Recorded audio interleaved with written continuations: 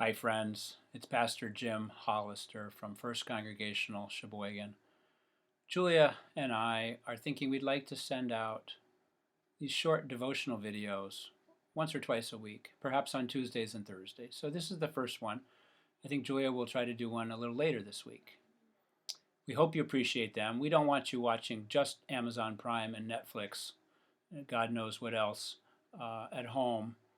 We'd like to send you some words of encouragement and get you thinking about themes of Lent and resurrection, which is on the horizon. Trust me.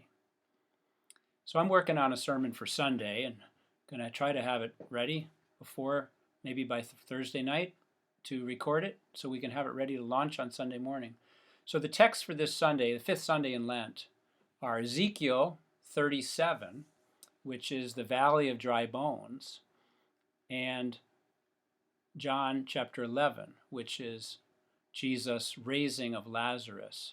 And the latter especially is a long story. I'm not sure how I'm going to talk about both of them, but they certainly fit together. The vision that Ezekiel has during a time of exile, a time of separation, a time of distancing from the homeland, which was so painful for the people of Israel, is very much something we can connect with now. And of course, the raising of Lazarus has to do with bringing life out of death, bringing hope out of despair and sorrow. So pray for me as I work on a message for later this week. I just wanted to think with you about Lent. You know, Lent is the 40 days plus Sundays that lead to Easter. And it's a time of walking in the wilderness, perhaps. It's a time of being with Jesus, starting with his temptation in the wilderness. It's also a time of trial as we think about the suffering of the world, or maybe our own suffering. And it's an opportunity to reflect on Jesus' suffering too. Jesus' unconditional love. And when we love unconditionally, we will suffer. I remember a bumper sticker or a poster years ago that said, having a child is to make a decision to have your heart walk forever outside of your body. And we can think of loved ones besides our own children that we ache for them for what they're going through.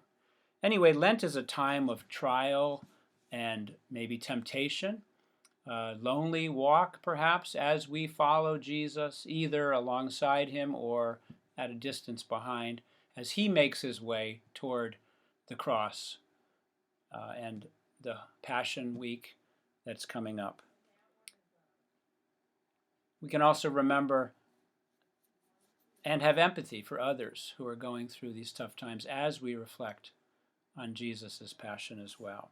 I remember that quote from, I think it's been attributed to Philo of Alexandria, "Be kind.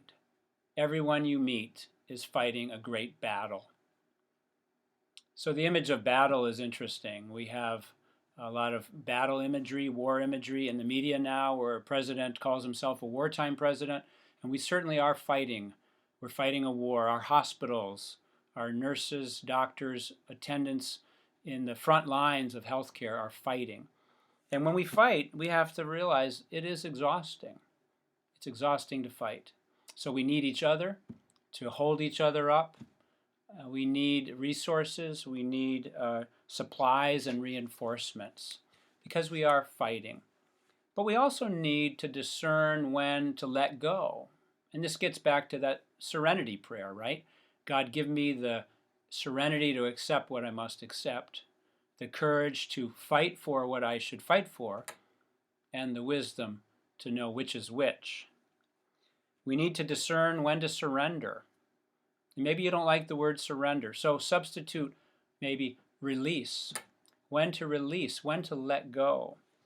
Let go of control. Let go of our fears. That would be good. And let go of our need to understand everything. And even, I dare say, to let go of our need to be understood. That is not easy. So I wanted you to think about these themes as we prepare for Lent. Take a look at take a look at Ezekiel 37 and John 11. Read them before Sunday, and we'll see you again later in the week.